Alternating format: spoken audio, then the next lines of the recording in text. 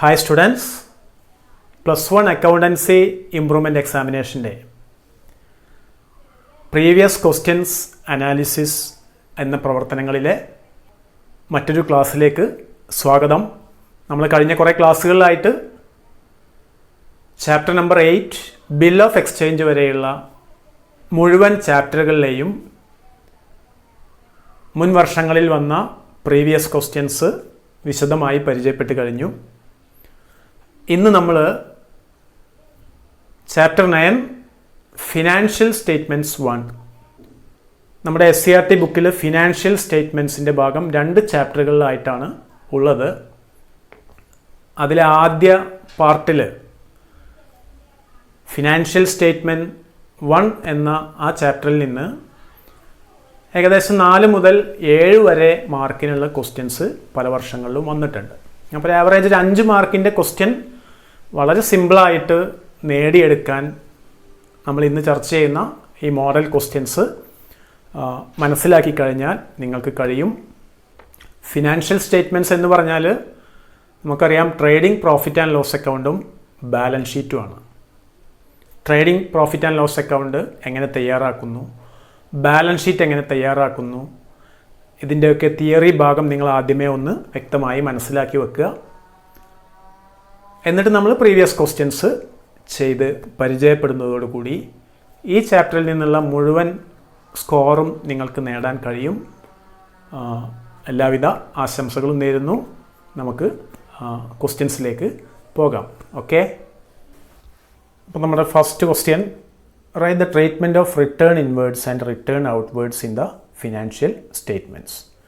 Return ഇൻവേർഡ്സും return ഔട്ട്വേർഡ്സും നമ്മുടെ ഫിനാൻഷ്യൽ സ്റ്റേറ്റ്മെൻറ്റ്സിൽ എങ്ങനെയാണ് ട്രീറ്റ് ചെയ്യുന്നത്, എന്താണ് ചെയ്യുന്നത്? റിട്ടേൺ ഇൻവേർഡ് എന്ന് പറഞ്ഞാൽ നമുക്കറിയാം സെയിൽസ് റിട്ടേൺ ആണ്. റിട്ടേൺ ഔട്ട്വേർഡ് എന്ന് പറഞ്ഞാൽ പർച്ചേസ് റിട്ടേൺ ആണ്. റിട്ടേൺ ഇൻവേർഡിന് അഥവാ സെയിൽസ് റിട്ടേൺ നമ്മൾ എന്ത് ചെയ്യും? Deducted from sales in the credit side of trading account. Trading അക്കൗണ്ടിൻ്റെ ക്രെഡിറ്റ് സൈഡിൽ സെയിൽസിൽ നിന്ന് മൈനസ് ചെയ്യുകയാണ് ചെയ്യുന്നത്. അല്ലെങ്കിൽ എന്ത് ചെയ്യാം? അത് ഡയറക്റ്റ് റിട്ടേൺ ഇൻവേർഡിനെ ട്രേഡിംഗ് അക്കൗണ്ടിൽ ഡെബിറ്റ് ചെയ്യാം. നമ്മൾ സാധാരണ ചെയ്യുന്നത് എന്താണെന്ന് വെച്ചാൽ അത് എഴുതി വെക്കുക, സെയിൽസ് മൈനസ് സെയിൽസ് റിട്ടേൺസ് ആണല്ലോ. Then return outward. Return outward എന്ന് പറഞ്ഞാൽ നമ്മുടെ ബിസിനസ്സിൽ നിന്നും പുറത്തേക്കുള്ള റിട്ടേൺ. അതെന്തായിരിക്കും? നമ്മൾ വാങ്ങിയ സാധനങ്ങൾ വീണ്ടും തിരിച്ചു കൊടുക്കുകയാണ്. റിട്ടേൺ ഔട്ട്വേർഡ് പർച്ചേസ് റിട്ടേൺ ആണ്. It is deducted from purchases in the debit side of trading account. Debit സൈഡിൽ നമുക്ക് പർച്ചേസസിൽ നിന്ന് കുറച്ച് കാണിക്കാം, അതല്ലെങ്കിൽ ഡയറക്റ്റ് ട്രേഡിംഗ് അക്കൗണ്ടിൽ ക്രെഡിറ്റ് ചെയ്യാം. നമ്മൾ സാധാരണ ചെയ്യുന്നത് പർച്ചേസിൽ നിന്ന് കുറച്ച് കാണിക്കാറാണ്. Then compute the cost of goods sold and gross profit with the help of the following information. Cost of goods സോൾഡും ഗ്രോസ് പ്രോഫിറ്റും കാണുക. അപ്പോൾ നമുക്കിതുമായി ബന്ധപ്പെട്ട ഒരു ഇക്വേഷൻ ഉണ്ട്. Cost of goods sold equal to opening stock plus net purchase plus direct expense minus closing stock. അപ്പോൾ താഴെ തന്നിട്ടുള്ളതിൽ ഓപ്പണിംഗ് സ്റ്റോക്ക് 60,000, നെറ്റ് പർച്ചേസ് എന്ന് പറഞ്ഞാൽ purchase minus purchase returns. Purchase 3 lakh, purchase return 2000. അപ്പോൾ നെറ്റ് പർച്ചേസ് എന്ന് പറഞ്ഞാൽ 3 ലക്ഷം minus 2000 അഥവാ 2,98,000. പിന്നെ എന്താ ആഡ് ചെയ്യേണ്ടത്? Direct expense. ഡയറക്റ്റ് എക്സ്പെൻസ് എന്ന് പറഞ്ഞാൽ ഇവിടെ അറിയാം wages, carriage inwards. Salaries direct expense അല്ല. ഇവിടെ നമ്മളെ കൺഫ്യൂഷനാക്കാൻ വേണ്ടിയിട്ടാണ് ഇവിടെ സാലറീസ് തന്നിട്ടുള്ളത്. സാലറീസ് നമ്മൾ ഡയറക്റ്റ് എക്സ്പെൻസ് അല്ല, ഇൻഡയറക്റ്റ് എക്സ്പെൻസ് ആണല്ലോ. Okay, then minus closing stock. Closing stock 80,000 രൂപ. അപ്പോൾ opening stock 60,000 plus net purchases 3 ലക്ഷം മൈനസ് 2000 അഥവാ 2,98,000 plus direct expenses wages plus carriage inwards. Wages 50,000 plus 10,000 carriage inwards minus closing stock. അപ്പോൾ നമുക്ക് എന്താണ് കിട്ടിയത്? Cost of goods sold ആണ് കിട്ടിയത്. ഇനി ഗ്രോസ് പ്രോഫിറ്റ് കാണണം. ഗ്രോസ് പ്രോഫിറ്റ് കാണാൻ എന്ത് ചെയ്യുക? Net sales minus cost of goods sold.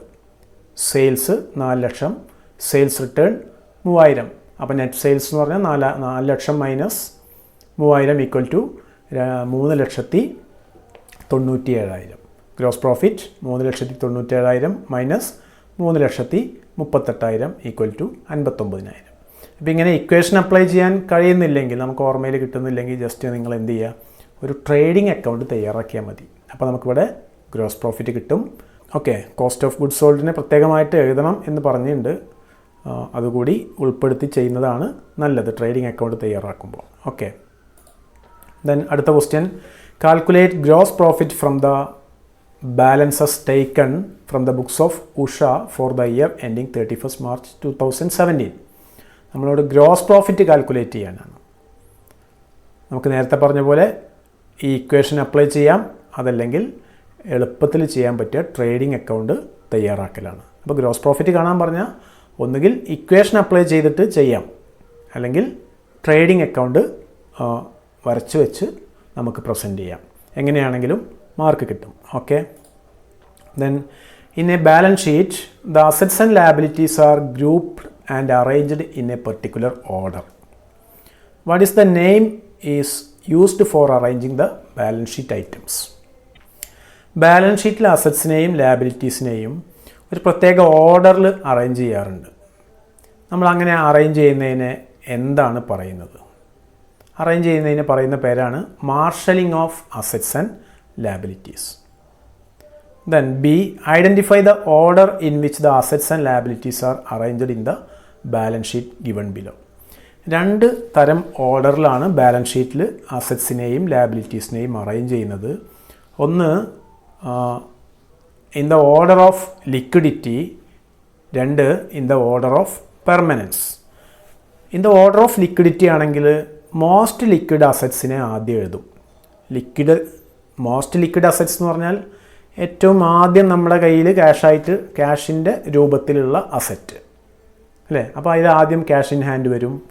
Then വരുന്നത് സൺട്രി ഡെപ്റ്റേഴ്സാണ്. പിന്നീട് പെട്ടെന്ന് ക്യാഷായി മാറുന്ന ഐറ്റം ഡെപ്റ്റേഴ്സാണ്. പിന്നെ ലാൻഡ് ആൻഡ് ബിൽഡിങ്സ് ആണ്. ലാൻഡ് ആൻഡ് ബിൽഡിങ്സ് ക്യാഷായി മാറാൻ കുറേ സമയമെടുക്കും. Then good will, then intangible asset. ഇതാണ് ഓർഡർ. ഇത് in the order of liquidity ആണ്. ഇതിന് ജസ്റ്റ് ഓപ്പോസിറ്റ് ആണെങ്കിൽ നമ്മളതിനെ in the order of permanence എന്ന് പറയും. അതായത് സ്ഥിരത, ഒരു ബിസിനസ്സിൽ ഏറ്റവും കൂടുതൽ കാലം നിൽക്കുന്ന അസറ്റ് ഏതാണോ അത് ആദ്യം എഴുതുക. അപ്പോൾ ഈ കേസിൽ ഇത് പെർമനൻസ് ഓർഡറിൽ മാറ്റുക എന്ന് പറഞ്ഞാൽ ആദ്യം വരുന്ന ഏതായിരിക്കും? Good will, then land and building, then sundry debtors, then cash in hand. അപ്പോൾ ഏറ്റവും അവസാനമായിരിക്കും അതിൽ ക്യാഷ് ഇൻ ഹാൻഡ് വരിക. അപ്പോൾ നമ്മൾ ഇത് അറേഞ്ച് ചെയ്തിട്ടുള്ളത് in the order of liquidity ആണ്, ലിക്വിഡിറ്റി ഓർഡർ. ദെൻ മൂന്നാമതൊരു പാർട്ട് കൂടി ഈ ക്വസ്റ്റ്യൻ ഉണ്ട്. Find out the amount of current assets and current liabilities from the given balance sheet. ഈ തന്നിട്ടുള്ള ബാലൻസ് ഷീറ്റിൽ കറൻറ്റ് അസറ്റ്സിനെയും കറൻറ്റ് ലയബിലിറ്റീസിനെയും കണ്ടുപിടിക്കാൻ. കറൻറ്റ് അസറ്റ്സ് എന്ന് പറഞ്ഞാൽ നമുക്കറിയാം മാക്സിമം ഒരു വർഷം മാത്രം നമ്മുടെ ബിസിനസ്സിൻ്റെ കയ്യിലിരിക്കുന്ന അസറ്റ്. ഇവിടെ ക്യാഷ് ഇൻ ഹാൻഡും സൺട്രി ഡെപ്റ്റേഴ്സുമാണ് കറൻറ്റ് അസറ്റ്. ലാൻഡ് ആൻഡ് ബിൽഡിങ്ങും ഗുഡ് വില്ലും ഫിക്സഡ് അസറ്റാണ്. ദെൻ അതുപോലെ കറൻറ്റ് ലയബിലിറ്റീസ് എന്ന് പറഞ്ഞാൽ ബാങ്ക് ഓവർ ഡ്രാഫ്റ്റും സൺട്രി ക്രെഡിറ്റേഴ്സുമാണ്. ലോൺ ഫ്രം ബാങ്ക് എന്ന് പറഞ്ഞാൽ ലോങ് ടേം ലയബിലിറ്റിയാണ്. ഓക്കെ, അപ്പോൾ കറൻറ്റ് അസറ്റ് 16,000, ക്യാഷ് ഇൻ ഹാൻഡും സൺട്രി ഡെപ്റ്റേഴ്സും. Current liabilities total 12,000, bank over ഡ്രാഫ്റ്റും സൺട്രി ക്രെഡിറ്റേഴ്സും. ദെൻ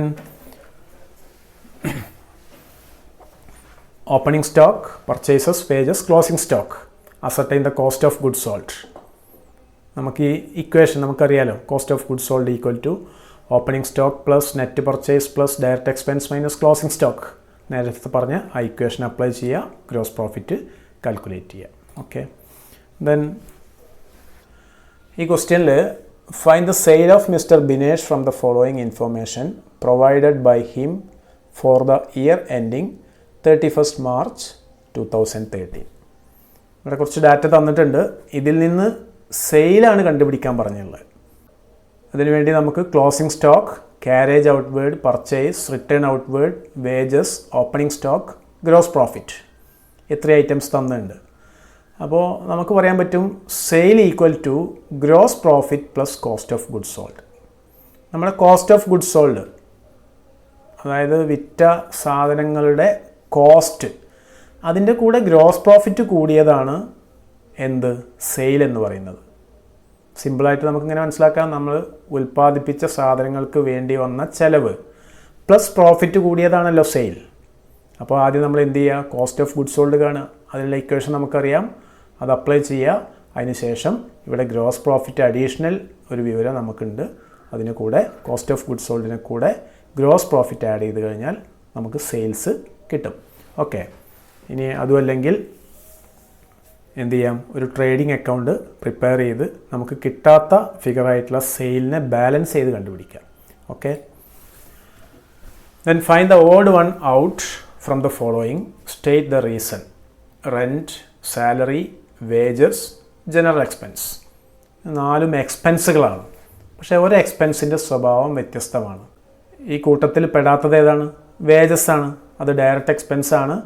അല്ലെങ്കിൽ ഇങ്ങനെ എഴുതാം, വേജസ് കാണിക്കുന്നത് ട്രേഡിംഗ് അക്കൗണ്ടിലാണ്, ഡയറക്റ്റ് എക്സ്പെൻസ് ട്രേഡിംഗ് അക്കൗണ്ടിലാണ് കാണിക്കുന്നത്. മറ്റുള്ള എക്സ്പെൻസുകൾ ഇൻഡയറക്റ്റ് എക്സ്പെൻസ് ആണ്, അതെല്ലാം പ്രോഫിറ്റ് ആൻഡ് ലോസ് അക്കൗണ്ടിലാണ് കാണിക്കുന്നത്. Then Beena started business with the following. Beena business ആരംഭിച്ചപ്പോൾ ഇത്രയും അസറ്റ്സ് കൊണ്ടുവന്നു: cash, building, bank balance, furniture, debtors. Classify the above assets under appropriate headings. Ascertain her capital. Arrange them in the order of permanence by adding an intangible asset of your choice. ആദ്യം നമ്മളോട് പറഞ്ഞുള്ളത് classify the above assets ആണ്. ഇവിടെ current assets ഏതൊക്കെയാണ്? Cash, bank balance, debtors, 3 current assets. Then fixed assets ഉണ്ട്, building, furniture, അല്ലേ? Current assets cash, bank, debtors, fixed asset, building, furniture. Then total capital എത്രയാണ്? ബീന കൊണ്ടുവന്ന total assets ഇത്രയുണ്ട്, അതാണ് അവളുടെ capital. Okay, അപ്പോൾ അത് ടോട്ടൽ ചെയ്യുക. ക്യാപിറ്റൽ 1,41,000. ദെൻ ഇനി എന്താ പറഞ്ഞുള്ളത്? Arrange them in the order of permanence. നമ്മൾ മാർഷലിംഗ് ഓഫ് അസറ്റ്സ് എന്ന് പറഞ്ഞല്ലോ. അപ്പോൾ ഈ കൊണ്ടുവന്ന അസറ്റ്സിനെ പെർമനൻസ് ഓർഡറിൽ അറേഞ്ച് ചെയ്യാനാണ്. അപ്പോൾ മോസ്റ്റ് പെർമനൻ്റ് ആയിട്ടുള്ള അസറ്റാണ് ആദ്യം വരേണ്ടത്. അതിൻ്റെ കൂടെ നമ്മുടെ ഇഷ്ടത്തിന് ഒരു ഇൻടാഞ്ചിബിൾ അസറ്റിനെ ആഡ് ചെയ്യാനും പറഞ്ഞിട്ടുണ്ട്. അപ്പോൾ നമുക്ക് എഴുതാം goodwill, building, furniture, debtors, bank, cash. ആദ്യം ഗുഡ് വില്ലാണ്. മോസ്റ്റ് ലിക്വിഡ് അസറ്റായിട്ടുള്ള ക്യാഷ് ഏറ്റവും ലാസ്റ്റാണ്. ഓക്കെ, ഇതാണ് in the order of permanence. Then the information given below is extracted from ABC stores during the year 2013-14. ഇത്രയും വിവരങ്ങളുണ്ട്. Find the sales during the year. നമ്മളൊരു സെയിൽസ് കണ്ടുപിടിക്കാനാണ് പറഞ്ഞുള്ളത്. സെയിൽസ് എന്ന് പറഞ്ഞാൽ നമുക്കറിയാം cost of goods sold plus profit ആണ്. അപ്പോൾ ആദ്യം നമ്മൾ എന്ത് ചെയ്യുക? കോസ്റ്റ് ഓഫ് ഗുഡ്സ് സോൾഡ് കാണുക. കോസ്റ്റ് ഓഫ് ഗുഡ്സ് സോൾഡ് എന്ന് പറഞ്ഞാൽ opening stock plus purchases plus direct expenses minus closing സ്റ്റോക്കാണ്. ഇവിടെ ഇത് ഒരൊറ്റ സ്റ്റെപ്പിലാണ് ചെയ്തിട്ടുള്ളത്. നമുക്ക് എന്ത് ചെയ്യാം? ആദ്യം കോസ്റ്റ് ഓഫ് ഗുഡ്സ് സോൾഡ് എഴുതിക്കാണ്, അതിന് ശേഷം ഗ്രോസ് പ്രോഫിറ്റ് ആഡ് ചെയ്യാം. അപ്പോൾ ടോട്ടൽ നമുക്ക് സെയിൽ എന്ന് പറഞ്ഞാൽ 4,000 രൂപയാണെന്ന് മനസ്സിലാക്കാൻ പറ്റും. Okay, then gross profit is computed using which of the following formula. നമ്മൾ താഴെ പറഞ്ഞുള്ള ഏത് ഫോർമുല ഉപയോഗിച്ചിട്ടാണ് നമുക്ക് ഗ്രോസ് പ്രോഫിറ്റ് കാൽക്കുലേറ്റ് ചെയ്യാൻ പറ്റുക? ഇവിടെ തന്നുള്ള sales minus cost of sales. Cost of sales എന്ന് പറഞ്ഞാൽ കോസ്റ്റ് ഓഫ് ഗുഡ്സ് സോൾഡ് ആണ്. അപ്പോൾ നമ്മുടെ ആൻസർ ഇതാണ്, sales minus cost of sales. Cost of sales എന്ന് പറഞ്ഞാൽ നമ്മൾ മനസ്സിലാക്കുക അത് കോസ്റ്റ് ഓഫ് ഗുഡ്സ് സോൾഡ് തന്നെയാണ്. Okay, from the following details calculate net profit. Total sales 1,20,000, sales returns 6,000, cost of sales 80,000, indirect expense 5,500. അപ്പോൾ നെറ്റ് പ്രോഫിറ്റ് എന്ന് പറഞ്ഞാൽ എന്താണ്? ഗ്രോസ് പ്രോഫിറ്റ് മൈനസ് ഇൻഡയറക്റ്റ് എക്സ്പെൻസുകളാണ്. അപ്പോൾ ആദ്യം നമ്മൾ ഗ്രോസ് പ്രോഫിറ്റ് കാണണം. Gross profit equal to net sales minus cost of goods sold. നമുക്കിവിടെ പറഞ്ഞിട്ടുണ്ട് കോസ്റ്റ് ഓഫ് സെയിൽസ് എന്ന് പറഞ്ഞിട്ടുണ്ട് 80,000 ആണ്. അപ്പോൾ നമ്മൾ ഗ്രോസ് പ്രോഫിറ്റ് 34,000 കിട്ടും. Net profit equal to net sales minus indirect expense. Indirect expense 5,500 equal to 28,500. Then calculate the amount of operating profit from the following. Operating profit കണ്ടുപിടിക്കാനാണ്. Operating profit equal to gross profit minus operating expense ആണ്. അപ്പോൾ നമുക്ക് gross profit ആദ്യം കണ്ടുപിടിക്കണം. Net sales minus cost of goods sold. Net sales 1,30,000 minus cost of goods sold 80,000. അപ്പോൾ നമുക്ക് gross profit കിട്ടി. Then gross profit minus operating expense. Gross profit 50,000 minus operating expense എത്രയാണ്? Administration expense എന്ന് പറഞ്ഞാലാണ് നമ്മൾ operating expense എന്ന് എടുക്കേണ്ടത്. ഈ അഡ്മിനിസ്ട്രേഷൻ എക്സ്പെൻസ് ആണ് operating expense. Equal to 25,000. Operating profit 25,000. Then അടുത്ത question. A firm had purchased goods worth ₹70,000 and it had an opening stock of ₹10,000. ഒരു ഫേം 70,000 രൂപയുടെ ഗുഡ്സ് വാങ്ങിച്ചു, 10,000 രൂപയുടെ ഓപ്പണിംഗ് സ്റ്റോക്ക് ഉണ്ടായിരുന്നു. It sold A portion of goods for ₹75,000 at A gross profit of 20%. ഈ സ്ഥാപനത്തിൻ്റെ കയ്യിലുള്ള സാധനങ്ങളിൽ ഒരു ഭാഗം, ഗുഡ്സിൽ ഒരു ഭാഗം 75,000 രൂപയ്ക്ക് വിറ്റു. അതിൽ 20% ഗ്രോസ് പ്രോഫിറ്റ് ഉണ്ട്. Find out the closing stock. നമ്മൾ ക്ലോസിംഗ് സ്റ്റോക്ക് കാൽക്കുലേറ്റ് ചെയ്യാനാണ് പറഞ്ഞുള്ളത്. അപ്പോൾ ക്ലോസിംഗ് സ്റ്റോക്ക് എങ്ങനെ കാൽക്കുലേറ്റ് ചെയ്യാം? ക്ലോസിംഗ് സ്റ്റോക്ക് എന്ന് പറഞ്ഞാൽ opening stock plus purchases plus gross profit minus sales ആണ്. ഗ്രോസ് പ്രോഫിറ്റ് എന്ന് പറഞ്ഞാൽ എത്രയാണ്? 20% ഓഫ് സെയിലാണ് ഗ്രോസ് പ്രോഫിറ്റ് എന്ന് പറഞ്ഞിട്ടുണ്ട്. ഇവിടെ സെയിൽ 75,000 രൂപ, അതിൻ്റെ 20% എന്ന് പറഞ്ഞാൽ 15,000 രൂപയാണ് ഗ്രോസ് പ്രോഫിറ്റ്.